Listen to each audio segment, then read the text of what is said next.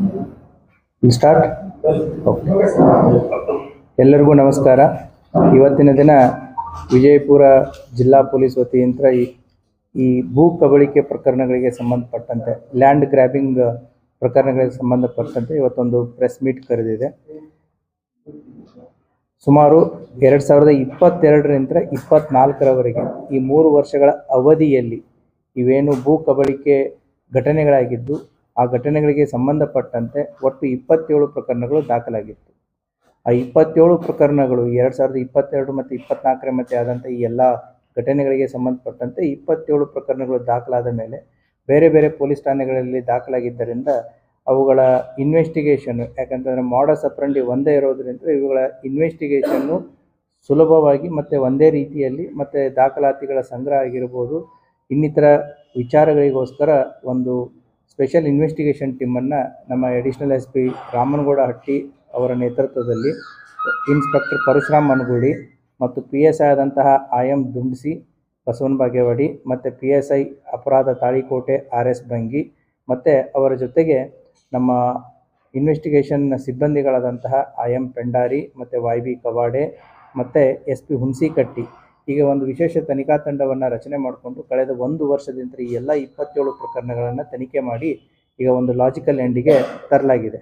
ಈ 27 ಪ್ರಕರಣಗಳ ಮಾಹಿತಿಯನ್ನು ಮತ್ತು ಆ ಪೊಲೀಸ್ ಠಾಣಾ ವ್ಯಾಪ್ತಿ ಎಲ್ಲ ಮಾಹಿತಿಗಳನ್ನು ನಿಮಗೆ ಪ್ರೆಸ್ ನೋಟ್ದಲ್ಲಿ ಕೊಡಲಾಗಿದೆ. ಈ 27 ಪ್ರಕರಣಗಳಲ್ಲಿ ಒಟ್ಟು 25 ಪ್ರಕರಣಗಳಲ್ಲಿ ಭೂ ಮಾಲೀಕರು 158 ಎಕರೆ 13 ಗುಂಟೆ ಜಮೀನು ಮತ್ತು 9 NA ಪ್ಲಾಟ್ಗಳನ್ನು ಈ ಇನ್ನೋಸೆಂಟ್ ಜನರ ಈ ಲ್ಯಾಂಡನ್ನು ಗ್ರ್ಯಾಬ್ ಮಾಡಿರ್ತಾರೆ. ಈ ಎಲ್ಲ ಪ್ರಕರಣಗಳಲ್ಲಿ ಈ ಭೂ ಮಾಲೀಕರ ಕೊಟ್ಟಿ ಆಧಾರ್ ಕಾರ್ಡ್ಗಳನ್ನು ಮತ್ತು ಕೊಟ್ಟಿ ಪತ್ರಗಳನ್ನು ತಯಾರು ಮಾಡಿ ತಮ್ಮ ಹೆಸರುಗಳಲ್ಲಿ ಖರೀದಿ ಮಾಡಿಕೊಂಡಂಥ ಈ ಪ್ರಕರಣಗಳು. ಒಟ್ಟು ಇದರಲ್ಲಿ 27 ಪ್ರಕರಣಗಳಲ್ಲಿ 25 ಪ್ರಕರಣಗಳು ಚಾರ್ಜ್ ಶೀಟ್ ಆಗಿದೆ, 2 ಪ್ರಕರಣಗಳು B ರಿಪೋರ್ಟ್ ಆಗಿದೆ. ಈ 25 ಪ್ರಕರಣಗಳಲ್ಲಿ ಒಟ್ಟು 200 ಜನ ಆರೋಪಿತರನ್ನಾಗಿ ದೋಷಾರೋಪಣಾ ಪಟ್ಟಿಯನ್ನು ಈಗಾಗಲೇ ಮಾನ್ಯ ನ್ಯಾಯಾಲಯಕ್ಕೆ ಸಲ್ಲಿಸಲಾಗಿದೆ. ಅವರು ಯಾವ ರೀತಿ ವಂಚನೆ ಮಾಡ್ತಿದ್ರು ಅನ್ನೋದು ನಾವು ಸಾರ್ವಜನಿಕರಿಗೆ ತಿಳಿಸೋದು ಅತಿ ಅವಶ್ಯಕವಾಗಿದೆ. ಹಾಗಾಗಿಯೇ ಇವತ್ತಿನ ಪ್ರೆಸ್ ಮೀಟು.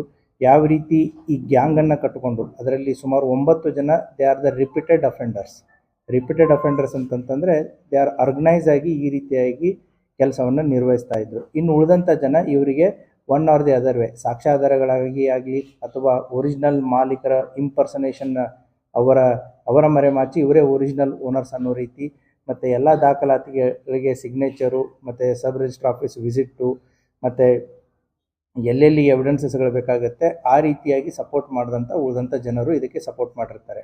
ಹಾಗಾಗಿ ಒಟ್ಟು 200 ಜನರುಗಳ ಮೇಲೆ ಕೂಡ ಚಾರ್ಜ್ ಶೀಟ್ ಮಾಡಲಾಗಿದೆ.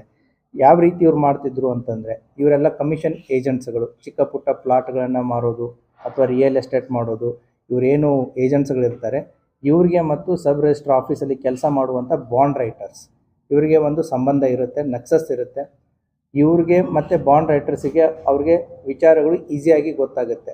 ಎಲ್ಲಿ ಜಮೀನನ್ನು ಮಾರ್ತಾ ಇದ್ದಾರೆ ಅಥವಾ ಜಮೀನು ಒಂಟಿ ಹೆಸರಲ್ಲಿ ಯಾರಾದರೂ ಹೆಸರಲ್ಲಿದೆಯಾ, ವಯಸ್ಸಾದವ್ರ ಹೆಸರಲ್ಲಿದೆಯಾ, ಅಥವಾ ಆ ಜಮೀನುಗಳ ಓನರ್ಸು ನಮ್ಮ ಜಿಲ್ಲೆಯನ್ನು ಬಿಟ್ಟು ಬೇರೆ ಎಲ್ಲಾದರೂ ಅವ್ರು ಸೆಟ್ಲಾಗಿದ್ದಾರಾ, ಬೆಂಗಳೂರು ಸೆಟ್ಲಾಗಿದ್ದಾರಾ ಅಥವಾ ಬೇರೆ ರಾಜ್ಯಗಳಲ್ಲಿ ಸೆಟ್ಲಾಗಿದ್ದಾರಾ, ಮುಂಬೈ ಸೆಟ್ಲಾಗಿದ್ದಾರಾ, ಪುನಃ ಸೆಟ್ಲಾಗಿದ್ದಾರೆ. ಯಾಕಂತಂದರೆ ಒಂದು ಕಡೆ ಏಜೆಂಟು, ಒಂದು ಕಡೆ ಬಾಂಡ್ ರೈಟರು, ಇವರಿಗೆ ಸಂಪೂರ್ಣವಾದಂಥ ಮಾಹಿತಿ ಈಸಿಲಿ ಇವರಿಗೆ ದೊರಕ್ತಾ ಇರುತ್ತೆ. ಆ ಹಿನ್ನೆಲೆಯಲ್ಲಿ ಈ ಕಮಿಷನ್ ಪಡೆಯುವಂಥ ಏಜೆಂಟ್ರಾಗಿರ್ಬೋದು ಮತ್ತು ಬಾಂಡ್ ರೈಟರ್ಸ್ ಆಗಿರ್ಬೋದು, ಸೊ ಯಾವ ಜಮೀನುಗಳನ್ನು ಮಾರಾಟ ಮಾಡಿದರೆ ಯಾವ್ಯಾವ ದಾಖಲೆಗಳನ್ನು ನಾವು ಸಂಗ್ರಹಿಸಬಹುದು, ಯಾವ ರೀತಿ ಸಂಗ್ರಹಿಸ್ಬೋದು, ಯಾವ ರೀತಿ ನಾವು ಡಾಕ್ಯುಮೆಂಟ್ ಕ್ರಿಯೇಟ್ ಮಾಡ್ಬೋದು ಅನ್ನೋದು ಅವ್ರದ್ದು ನೆಕ್ಸ್ಟ್ ಸ್ಟೆಪ್ ಆಗಿರುತ್ತೆ. ಸೊ ವಿಕ್ಟಿಮ್ಗಳನ್ನು ಯಾವ ರೀತಿ ಹುಡುಕ್ತಿದ್ರು, ಎಂಥ ಜಮೀನುಗಳನ್ನು ಹುಡುಕ್ತಿದ್ರು ಅಂತಂದರೆ ವಯಸ್ಸಾದವರು ಮತ್ತು ಜಮೀನು ಬಹಳಷ್ಟಿದ್ದು ಒಬ್ಬರ ಹೆಸರಲ್ಲಿದ್ದಿದ್ದು ಮತ್ತು ಆ ಓನರ್ಸ್ಗಳು ಇಲ್ಲಿ ಲೋಕಲ್ ಇಲ್ಲದೇ ಇದ್ದಂಥವ್ರನ್ನ ಐಡೆಂಟಿಫೈ ಮಾಡಿ ಅಂಥ ಜಮೀನುಗಳ ಫೇಕ್ ಡಾಕ್ಯುಮೆಂಟ್ಸ್ಗಳನ್ನ ಕ್ರಿಯೇಟ್ ಮಾಡ್ಕೋತಿದ್ರು. ಯಾವ ರೀತಿ ಫೇಕ್ ಡಾಕ್ಯುಮೆಂಟ್ಸ್ಗಳನ್ನ ಕ್ರಿಯೇಟ್ ಮಾಡ್ಕೋತಿದ್ರು ಅಂದರೆ ಬಡವರು ಇರ್ತಾರೆ, ನಿರ್ಗತಿಕರು ಇರ್ತಾರೆ, ಅವರಿಗೆ ಏನು ಸ್ವಲ್ಪ ದುಡ್ಡು ಕೊಟ್ಟರೆ ಅವರು ಯಾವುದಕ್ಕೆ ಬರ್ತಾ ಇದ್ದೀವಿ, ಏನು ಮಾಡ್ತಾಯಿದ್ದೀವಿ ಅನ್ನೋವಂಥ ಒಂದು ಆಲೋಚನೆಯೂ ಕೂಡ ಅವ್ರಿಗಿರಲ್ಲ. ಅವ್ರಿಗೊಂದು ಸ್ವಲ್ಪ ದುಡ್ಡು ಕೊಟ್ಟುಬಿಟ್ಟು ಮೂಲ ಓನರ್ಗಳ ಆಧಾರ್ ಕಾರ್ಡು ಅಥವಾ ಡಾಕ್ಯುಮೆಂಟ್ಸ್ ಏನಿರುತ್ತೆ ಅವರ ಹೆಸರಿನಲ್ಲಿ ಇವರು ಫೇಕ್ ಪರ್ಸನ್ಸ್ಗಳು, ಈ ಫೇಕ್ ಇನ್ನೋಸೆಂಟ್, ಅದು ಪರ್ಟಿಕ್ಯುಲರ್ಲಿ ಲೋಕಲ್ ಇರದೇ ಇರೋರು ಬೇರೆ ಕಡೆ ಇದ್ದಂಥವ್ರನ್ನ ಕರ್ಕೊಂಡು ಬಂದುಬಿಟ್ಟು ಆಧಾರ್ ಕಾರ್ಡ್ಗಳನ್ನ ತಿದ್ದುಪಡಿ ಮಾಡಿ ಮತ್ತು ಇನ್ನಿತರ ದಾಖಲಾತಿಗಳನ್ನು ತಿದ್ದುಪಡಿ ಮಾಡಿ ಅವ್ರಿಗೆ ಸ್ವಲ್ಪ ಇಂತಿಷ್ಟೇ ಅಂತ ಹಣ ಕೊಟ್ಟು ಅವರನ್ನು ಬಳಸ್ಕೋತಾ ಇದ್ರು. ನೆಕ್ಸ್ಟ್ ಇವ್ರದ್ದು ಮಾಡಸ್ ಅಪ್ರಂಡಿ ಹೇಗೆ ಕಂಟಿನ್ಯೂ ಆಗುತ್ತೆ ಅಂತಂದರೆ, ಈಗ ನಾವು ಒಂದು 4 ಜನ ಗ್ಯಾಂಗ್ ಮೆಂಬರ್ಸ್ ಇದ್ದೀವಿ ಅಂತಂತಂದರೆ, ಈ ಫೇಕ್ ಓನರ್ಸೇ ಒರಿಜಿನಲ್ ಓನರ್ಸ್ ಬರದೇ ಇದ್ದಾಗ ಅವರ ಗುಂಪಿನಲ್ಲಿರುವಂಥ ಒಬ್ಬ ಸದಸ್ಯನನ್ನೇ ಫೇಕ್ ಓನರನ್ನಾಗಿ ಮಾಡಿ ಆತನಿಂದ ಆ ಗುಂಪಿನ ಇನ್ನೊಬ್ಬ ವ್ಯಕ್ತಿನೇ ಖರೀದಿ ಹಾಕ್ಕೊಳ್ಳೋದು. ಅವಾಗ ಏನಾಗುತ್ತೆ, ಥರ್ಡ್ ಪಾರ್ಟಿ ಪರ್ಸನ್ಗೆ ಮಾರಾಟ ಮಾಡಬೇಕಾದ್ರೆ second party person is available, he is the original owner ಅನ್ನೋ ರೀತಿ ತೋರಿಸ್ಕೊಳ್ಳೋದು. ಆ ರೀತಿ ಮೂರನೇ ವ್ಯಕ್ತಿಗೆ ಮಾರುವಂಥದ್ದನ್ನು ಕೂಡ ನಾವು ಇಂಥ ಪ್ರಕರಣಗಳಲ್ಲಿ ಕಂಡು ಬರುತ್ತೆ. ಅಷ್ಟೇ ಅಲ್ಲದೆ ಈಗ ಮೂಲ ಓನರ್ ಸಿಕ್ಕಾದ ಮೇಲೆ ಅದನ್ನು ಥರ್ಡ್ ಪಾರ್ಟಿಗೆ, ಅಂದರೆ ಫಸ್ಟ್ ಟೈಮ್ ಪರ್ಚೇಸಿಂಗ್ದಲ್ಲಿ ಒಬ್ಬನ ಅವರ ಗುಂಪಿನ ಸದಸ್ಯದಲ್ಲಿ ಇದ್ದವನ್ನೇ ಮೂಲ ಓನರ್ ಅಂತ ತೋರಿಸಿ ಫಸ್ಟ್ ಪರ್ಚೇಸ್ ಮಾಡಿಬಿಟ್ರೆ second purchase, third purchase, fourth ಪರ್ಚೇಸಿಗೆ ಸಮಸ್ಯೆನೇ ಇರಲ್ಲ. ಯಾಕೆ, ನಿಮಗೆ ಲ್ಯಾಂಡ್ ರೆಕಾರ್ಡ್ಸು ಒಬ್ಬ ಒರಿಜಿನಲ್ ಇಲ್ಲೇ ವ್ಯಕ್ತಿ ಜೀವಂತ ಇದ್ದಾನೆ ಅನ್ನೋದನ್ನು ಅವರು ಪ್ರೊಡ್ಯೂಸ್ ಮಾಡ್ದಂಗೆ ಆಗುತ್ತೆ. ಹಾಗಾಗಿ ಅದು ಮಲ್ಟಿಪ್ಲೈಯರ್ ಎಫೆಕ್ಟ್ ಆಗಿ ಓನರ್ಶಿಪ್ಪು ಚೇಂಜ್ ಆಗ್ತಾ ಹೋಗುತ್ತೆ. ಮತ್ತು ಈ ಏನು ಫೇಕ್ ಐಡೆಂಟಿಫೈ ಕ್ರಿಯೇಟ್ ಮಾಡಿದಂತಹ ಮಾಲಕರು ಏನಿರ್ತಾರೆ, ಅವರ ಕೊಡುವಂಥ ಅಡ್ರೆಸ್ಗಳಲ್ಲಿ ಅವರು ಇರ್ತಿರಲಿಲ್ಲ, ಅವ್ರು ಕೊಡುವಂಥ ಊರುಗಳಲ್ಲಿ ಅವರು ಇರ್ತಿರಲಿಲ್ಲ.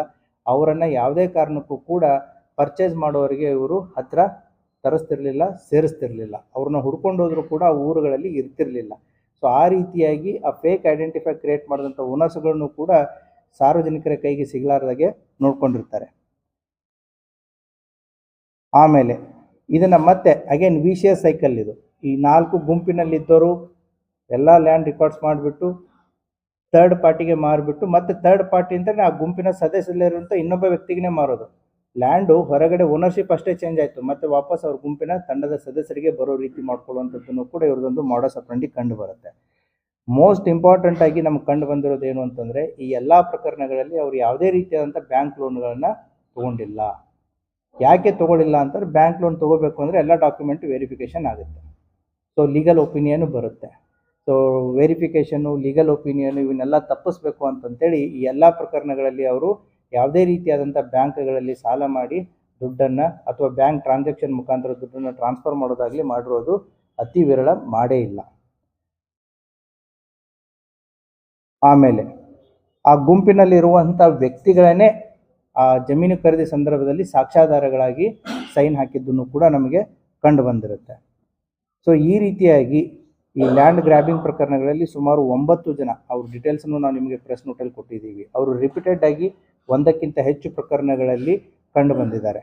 ಸೊ ಅವರ ಹೆಸರುಗಳು ಕೂಡ ನಿಮಗೆ ಪ್ರೆಸ್ ನೋಟಲ್ಲಿ ಕೊಟ್ಟಿದೆ. ಈ ರೀತಿಯಾಗಿ ಒಟ್ಟು 27 ಭೂ ಕಬಳಿಕೆ ಪ್ರಕರಣಗಳು ಏನು ಆಗಿತ್ತು. ಕಳೆದ 1 ವರ್ಷದಿಂದ ಅದಕ್ಕೆ ಒಂದು ವಿಶೇಷ ತನಿಖಾ ತಂಡವನ್ನು ರಚನೆ ಮಾಡಿ ಈ ಎಲ್ಲ ಪ್ರಕರಣಗಳನ್ನು ಈಗ ಏನು ಮಾನ್ಯ ನ್ಯಾಯಾಲಯಕ್ಕೆ ಈಗಾಗಲೇ ದೋಷಾರೋಪಣಾ ಪಟ್ಟಿಯನ್ನು ಸಲ್ಲಿಸಿ ಸುಮಾರು 158 ಎಕರೆ 13 ಗುಂಟೆ ಮತ್ತು 9 ಎಣ್ಣೆ ಪ್ಲಾಟ್ಗಳು as of now the original owners ಹೆಸರಲ್ಲಿನೇ ಉಳಿಯೋ ರೀತಿಯಾಗಿ ಒಂದು ಕೆಲಸವನ್ನು ನಮ್ಮ ತನಿಖಾ ತಂಡ ಮಾಡಿದೆ. ಅವರ ವಿಶೇಷವಾಗಿ ಭಾಳಷ್ಟು, ಯಾಕಂದರೆ ಈ ಡಾಕ್ಯುಮೆಂಟ್ ಕಲೆಕ್ಷನ್ನು ಮತ್ತು FS ಕಳಿಸೋದಿರುತ್ತೆ, ಡಾಕ್ಯುಮೆಂಟ್ ಕಲೆಕ್ಷನ್ ಇರುತ್ತೆ, ಮತ್ತು ಡಾಕ್ಯುಮೆಂಟ್ಸ್ಗಳನ್ನ ಬೇಕು ಅಂದಾಗ ಅವನು ಅಷ್ಟು ಈಸಿಯಾಗಿ ಹೈಡ್ ಮಾಡೋದಿರುತ್ತೆ. ಈಗ ನಾನು ಅದನ್ನೇ ಹೇಳಿದೆ, ಆ ಓನರ್ಸ್ಗಳನ್ನ ಹುಡ್ಕಕ್ಕೆ ಹೋದರೆ ಆ ಓನರ್ಸ್ಗಳೇ ಆ ಊರಲ್ಲಿ ಇರಲಾರ್ದಾಗೆ ಮಾಡೋದು. ಸೊ ಈ ಎಲ್ಲ ಸಮಸ್ಯೆಗಳನ್ನು ನಮ್ಮ ತನಿಖಾ ತಂಡ ಅವುಗಳನ್ನು ಎದುರಿಸಿ ಆ ಎಲ್ಲ ಪ್ರಕರಣಗಳಲ್ಲಿಯೂ ಕೂಡ ನೊಂದ ಜನರಿಗೆ ನ್ಯಾಯ ಕೊಡಿಸುವಂಥ ಒಂದು ಪ್ರಯತ್ನವನ್ನು ಮಾಡಿದ್ದಾರೆ. ಸೊ ಆ ಹಿನ್ನೆಲೆಯಲ್ಲಿ ಈ ಪ್ರೆಸ್ ಮೀಟ್ನ ಉದ್ದೇಶ ಏನು ಅಂತಂತಂದರೆ, ಈ ರೀತಿಯಾದಂತಹ ಯಾವುದಾದ್ರೂ ಪ್ರಕರಣಗಳು ಮಾಧ್ಯಮದವರಿಗೆ ಗಮನಕ್ಕಾದರೂ ಬರಲಿ ಅಥವಾ ಸಾರ್ವಜನಿಕರ ಗಮನಕ್ಕಾದರೂ ಬರಲಿ, ತಾವು ದಯವಿಟ್ಟು ತಮ್ಮ ಲೋಕಲ್ ಪೊಲೀಸ್ ಸ್ಟೇಷನ್ಗೆ ಅಪ್ರೋಚ್ ಆಗಿಬಿಟ್ಟು ತಮ್ಮ ಏನು ಒರಿಜಿನಲ್ ಓನರ್ಶಿಪ್ಪನ್ನು ಎಸ್ಟಾಬ್ಲಿಷ್ ಮಾಡಿ ಪ್ರಕರಣಗಳನ್ನ ದಾಖಲಿಸಿ ಇಂಥ ಗ್ಯಾಂಗ್ಗಳ ಬಗ್ಗೆ, ಭೂ ಕಬಳಿಕೆ ಮಾಡುವಂಥ ಗ್ಯಾಂಗ್ಗಳ ಬಗ್ಗೆ ತಮಗೂ ಕೂಡ ಎಚ್ಚರ ಇರಲಿ. ತಾವೆಲ್ಲೇ ಪರ್ಚೇಸ್ ಮಾಡಬೇಕಾದ್ರಾಗಿರ್ಬೋದು ಅಥವಾ ಏನೇ ಭೂ ಖರೀದಿ ಮಾಡ್ತಾ ಇರಬೇಕಾಗಿರ್ಬೋದು, ಇಂಥ ಗ್ಯಾಂಗ್ಗಳ ಬಗ್ಗೆ ತಮ್ಮ ಗಮನಕ್ಕಿತ್ತು ಅಂತಂತಂದರೆ ತಾವು ಮೋಸ ಹೋಗುವಂಥ ಸಾಧ್ಯತೆಗಳು ಭಾಳ ಕಡಿಮೆ ಇರುತ್ತೆ. ಆ ಹಿನ್ನೆಲೆಯಲ್ಲಿ ನಮ್ಮ ಈ ವಿಶೇಷ ತನಿಖಾ ತಂಡಕ್ಕೆ ನಾನು ವೈಯಕ್ತಿಕವಾಗಿ ಮತ್ತು ಇಲಾಖೆಯ ಪರವಾಗಿ ಅವರನ್ನು ಶ್ಲಾಘಿಸ್ತೀನಿ. ಅವರ ಎಫರ್ಟ್ಸನ್ನು ನಾನು ಅಪ್ರಿಷಿಯೇಟ್ ಮಾಡ್ತೀನಿ. Thank you. ಸರ್ಕಾರಿ ಅಧಿಕಾರಿಗಳು ಅಥವಾ ಪ್ರಭಾವಿ ರಾಜಕಾರಣಿಗಳು ಯಾವುದು ಕಂಡು ಬಂದಿಲ್ಲ, ತನಿಖೆಯಲ್ಲಿ ಅದ್ರ ಬಗ್ಗೆ ಯಾವುದು ಕಂಡು ಬಂದಿಲ್ಲ. ಆಮೇಲೆ ಸಬ್ ರಿಜಿಸ್ಟ್ರ್ ಆಫೀಸಸ್ಗಳಲ್ಲಿ there is an high court order, ಅಧಿಕಾರಿಗಳಿಗೆ ದಾಖಲಾತಿಗಳನ್ನ ಯಾವ ರೀತಿ ನೀವು ಪ್ರೊಡ್ಯೂಸ್ ಮಾಡ್ತಾರೆ, they will proceed with that. So ಹಾಗಾಗಿ they cannot be made as accused as per the law until unless their crime is established. ಹೌದು, ದೇ ವರ್ಕ್ ಅಂದರೆ ಅವ್ರ ಗ್ಯಾಂಗ್ ಅನ್ನೋಕ್ಕಿಂತ in different cases they work in a organised manner. All 9 together ಇಲ್ಲ, ಬೇರೆ ಬೇರೆ ಪ್ರಕರಣಗಳಲ್ಲಿ ಅವರು ಪದೇ ಪದೇ ವಿಸಿಬಲ್ ಆಗಿದ್ದಾರೆ. ಅದರ ಅರ್ಥ they have work like an organised ರೀತಿಯಲ್ಲಿ. ಇವರು 9 ಜನ ಕೂಡಿ ಅಂತಂತಲ್ಲ, ಇದರಲ್ಲಿನೂ ಕೂಡ ತಂಡಗಳಿವೆ. ಸೊ ಈ ಇದರಲ್ಲಿರೋ 9 ಆರೋಪಿಗಳು ಒಂದಕ್ಕಿಂತ ಹೆಚ್ಚು ಪ್ರಕರಣಗಳಲ್ಲಿ ನಮಗೆ ಕಂಡು ಬರ್ತಾರೆ. ಅದೇನಾದರೂ ಆರ್ಡರ್ ಕಾಪಿ ಇದ್ರೆ ತೋರಿಸಿ, ಮತ್ತು will show it to the high court order also. ತಮ್ಮ ಅಲ್ಲ, ನೀವು ಆಗಿದೆ ಅಂತಂದರೆ ಅದಕ್ಕೆ ತೋರಿಸಿ ಅಂತಂತ ಹೇಳಿ.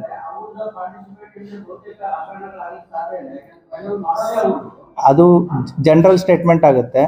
ಸೊ ಎನಿ ಪ್ರಕರಣಕ್ಕೆ ತಮ್ಮದು ಸ್ಪೆಸಿಫಿಕ್ ಆದಂತಹ ಇತ್ತು ಅಂತಂತಂದರೆ ಅದನ್ನು ಗಮನಕ್ಕೆ ತೊಗೊಂಬನ್ನಿ. If at all as per the evidences, as per the rules and procedures, as per the established court orders, ಅದನ್ನೇ ಹೇಳ್ತಾ ಇರೋದು ನಾನು ನಿಮಗೆ. ಇಟ್ ಡಿಪೆಂಡ್ಸ್ ಆನ್ ವೆದರ್ ಅವ್ರ ಎಕ್ಸೆಪ್ಟೆಡ್ ಡಾಕ್ಯುಮೆಂಟ್ಸ್ಗಳು, ಅವರ ಕೊಟ್ಟಿರುವಂಥ ದಾಖಲಾತಿಗಳು. ಇಲ್ಲ ಇಲ್ಲ, ನನ್ನ ನನ್ನ ನನ್ನ ಉತ್ತರ ಕಂಪ್ಲೀಟ್ ಮಾಡ್ತೀನಿ. ಸಿಗ್ನೇಚರ್ ಇರುತ್ತೆ ಅಂತಂತಂದರೆ ಅವರ ಇನ್ವಾಲ್ವ್ಮೆಂಟು ಎಷ್ಟರ ಮಟ್ಟಿಗೆ ಅದರಲ್ಲಿ ಇರುತ್ತೆ ಅನ್ನೋದು ಪ್ರಶ್ನೆ ಆಗುತ್ತೆ. ಹಾಗಾಗಿ ಸಬ್ ರಿಜಿಸ್ಟ್ರಸ್ಗಳಿಗೆ ಎಷ್ಟೋ ಜನ ಅಲ್ಲಿ ಸಬ್ ರಿಜಿಸ್ಟ್ರ್ ಆಫೀಸ್ಗಳಿಗೆ ಹೋಗ್ತಾರೆ, ಬಟ್ ಅವ್ರು ಕೊಡುವಂಥ ದಾಖಲಾತಿಗಳು ಸರಿ ಇದೆಯೋ ತಪ್ಪಿದೆಯೋ, ಅದು ಫೇಕೋ ಒರಿಜಿನಲ್ ಅನ್ನುವಂಥ ಏನು ತನಿಖೆ ಮಾಡೋದಾಗಲಿ, ಅಥವಾ ಈಗ ನಿಮಗೆ ನಂಬಿಸಿ ಇದು ನಾನೇ ಅಂತಂತೇಳಿ ಕೊಟ್ಟಾಗ ಅವರು ಬೇಸ್ಡ್ ಆನ್ ದ ದಾಖಲಾತಿ ಅವರು ಮುಂದುವರೆದಿರ್ತಾರೆ. ಹಾಗಾಗಿ it varies from case to case. ನಾನು ಜನರಲಾಗಿ ಅದನ್ನು ಸ್ಟೇಟ್ಮೆಂಟ್ ಮಾಡೋಕ್ಕಾಗಲ್ಲ.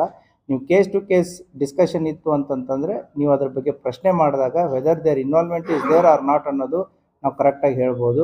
ಬಟ್ ಈ 25 ಪ್ರಕರಣಗಳಲ್ಲಿ ಯಾವುದೇ ರೀತಿಯಾದ ಸರ್ಕಾರಿ ಅಧಿಕಾರಿಗಳು ಆರೋಪಿತರಾಗಿರುವುದಿಲ್ಲ.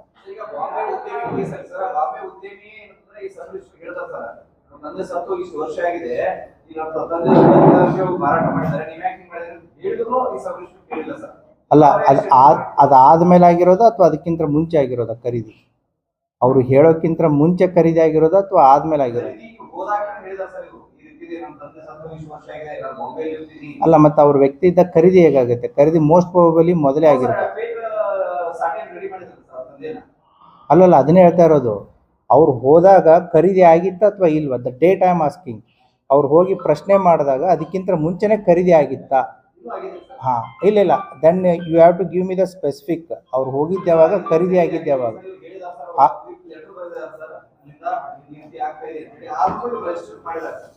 ಆಗಿತ್ತಂತಂದ್ರೆ ಅದನ್ನ ಸ್ಪೆಸಿಫಿಕ್ ಆಗಿ ಅದು ಇದೆಯಾ ಆ ರೀತಿ? 2001ನಲ್ಲಿ 2001 98 ಕ್ರೈಮ್ ನಂಬರ್ ಅದು ಟಾಟೆ ಅವ್ರು ಹೇಳ್ತಾರೆ ಅಂದ್ರೆ ಬಾಂಬೆದವರು 2001 ಆಗಿದೆ. ಆ ಕೇಸ್ ಚಾರ್ಜ್ ಆಗಿತ್ತು. ಅವ್ರು ಇರಲಿಲ್ಲ 2001 ಎರಡು ಒಂದು ಅಲ್ಲಿ ಮಾಡಿಲ್ಲ, ಮತ್ತು ತಹಶೀಲ್ದಾರ್ ಆಫೀಸ್ ಇದು ಮಾಡಿದ್ದಾರೆ.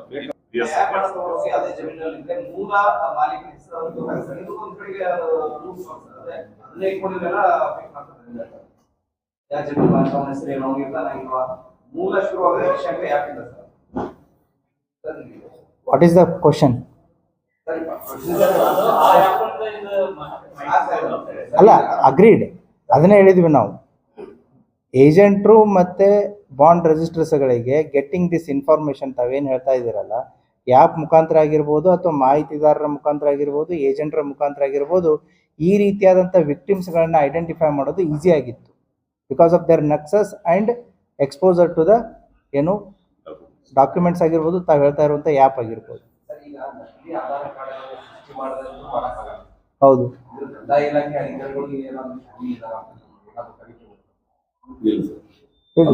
ಕುಂತೇಳಿ ನಕಲಿ ಆಧಾರ್ ಕಾರ್ಡ್ ಏನೈತೆ ನೋಡಿ, ನಿಮ್ಮ ಹೆಸರು ನಿಮ್ಮದೇ ಆಧಾರ್ ಕಾರ್ಡ್ ಇರ್ತೈತೆ, ನಿಮ್ಮ ಹೆಸರನ್ನು ಚೇಂಜ್ ಮಾಡ್ಕೊಂಡು ಅಂತ ಕೊಡ್ತಿದ್ರು ಮುಂಚೆ. ಅದನ್ನ ಮಾಡ್ಕೊಂಡ ಅಲ್ಲೇ ಮಾಡ್ಕೊಂಡು ಬರ್ತಿದ್ರು.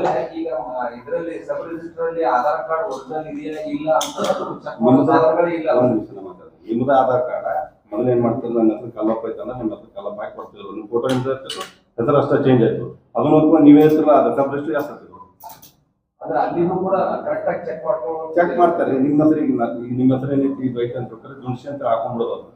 ಅದನ್ನೇ ಒಯ್ದು ಕೊಡೋದು. ಅಲ್ಲಿ ಅದು ಒರಿಜಿನಲ್ ಇರ್ತೈತೆ, ಅಲ್ಲಿ ಚೆಕ್ ಮಾಡೋದು. ಚೇಂಜ್ ಆಗಿರ್ತೈತೆ ಹೆಸರು ಅಷ್ಟೇ. ಮತ್ತೆ ಆಧಾರ್ ಕಾರ್ಡ್ ಕೆಳಗಡೆ ಹೊರಗಡೆ ಮಾಹಿತಿ ಕೊಡಲ್ಲ, ಬರ್ದಿದ್ದೇವೆ ನೋಡಿ ಕೊಡೋದಿಲ್ಲ. ಅಲ್ಲಿದು ಪ್ಲಸ್ ಮೊದಲಿಂದು ಈಗಿಂದು ತಗೊಂಡು